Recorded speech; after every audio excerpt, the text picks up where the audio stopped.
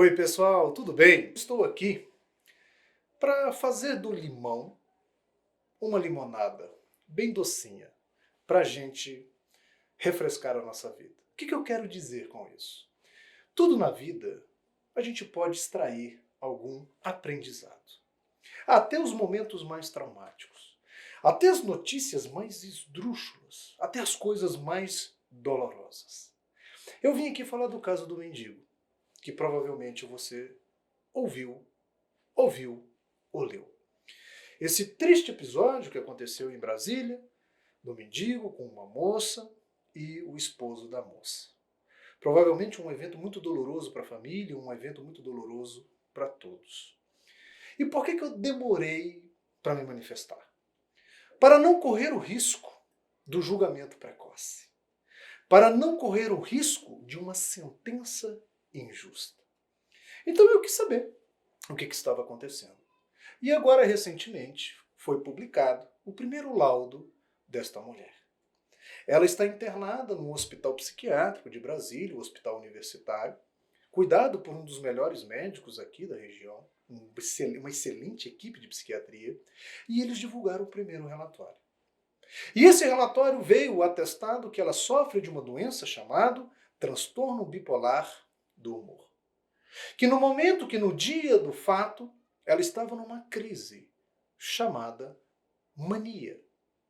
E ela estava até grave, que a gente chama esse momento de psicose maníaca. Ela estava completamente alterada, o seu senso de juízo do certo e do errado estava comprometido. Ela não tinha condição de se determinar, de controlar o seu comportamento, os seus impulsos.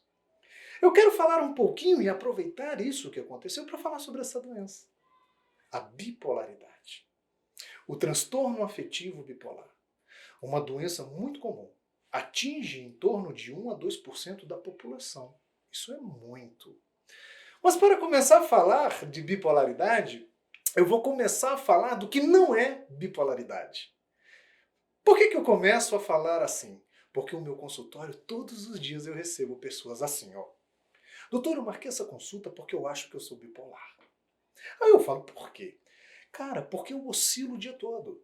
Eu acordo bem e durmo mal. Eu experimento 50 emoções ao longo do dia. Eu fico irritado, eu fico calmo. Aí hora eu tô sorrindo, hora eu já tô chorando. Doutor, eu tô com os nervos à flor da pele. Eu sou bipolar, doutor. Inclusive, o meu vizinho pediu para que eu viesse aqui, porque até ele acha estranho. Por isso que eu começo a falar sobre essa doença, dizendo que isso não é bipolaridade.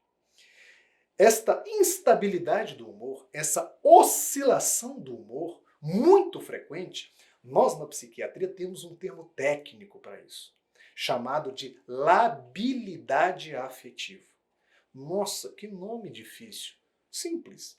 É a oscilação do humor. Frequente, rápida. Isso é um sintoma, gente.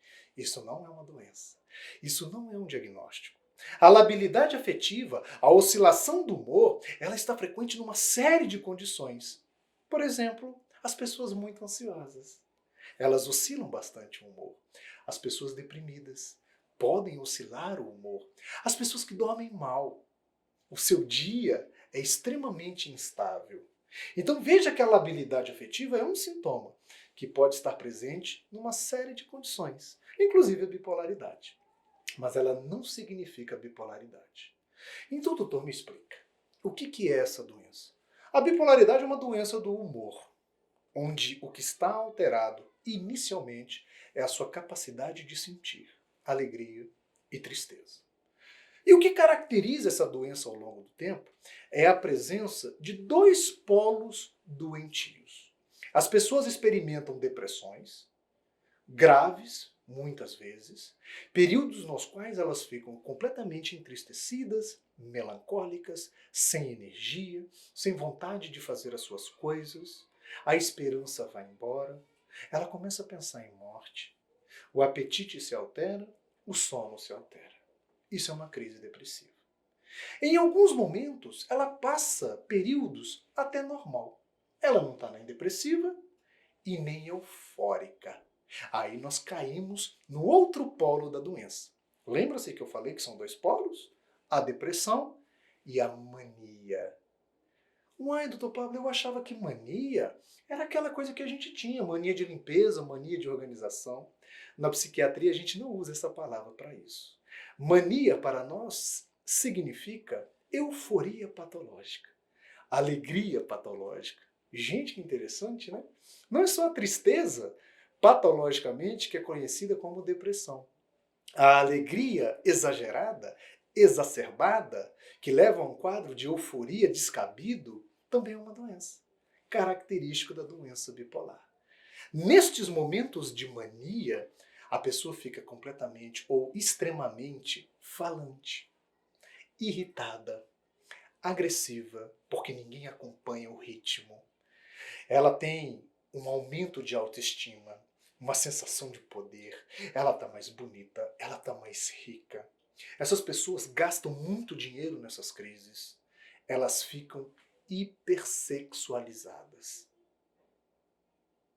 Elas se colocam em situações de risco.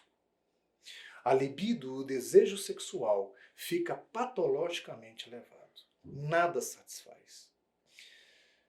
Isso é uma crise maníaca que aquela moça se encontrava naquele período. Por isso ela não tinha capacidade de escolha adequada. Ela não sabia muito bem o que ela estava fazendo. Ela estava sendo conduzida por um período em que o seu humor estava patologicamente eufórico. O prejuízo que essas pessoas têm ao longo da vida são tristes. Os bipolares, principalmente esses que têm muitas crises maníacas, quando não tratados, eles pagam um preço muito alto. Não só eles, mas toda a família. Normalmente, ficam muito endividados por causa dos gastos excessivos. Os seus relacionamentos ficam deteriorados e muitas vezes eles terminam seus casamentos, os seus namoros, pelo comportamento sexualizado.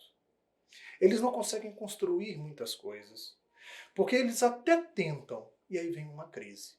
Interrompe o projeto, perde o emprego, a empresa quebra, fica devendo. É uma doença triste nesse sentido, de uma evolução que deteriora o ser humano cada crise que passa. Apesar de eu ter falado que é uma doença triste, eu tenho uma notícia boa. Que uma vez que a pessoa aceita o diagnóstico, compreende a doença em si, o tratamento é extremamente eficiente. É possível sim, o bipolar viver uma vida absolutamente normal, quando, primeiro, tem consciência do seu problema e aceita o tratamento. Então eu quis aproveitar este momento para falar dessa doença tão séria, que compromete tantas pessoas, para gerar uma consciência social que estamos diante de algo grave. Que não é para a gente fazer memes, que não é para a gente julgar, que não é para a gente condenar. Um grande abraço a todos.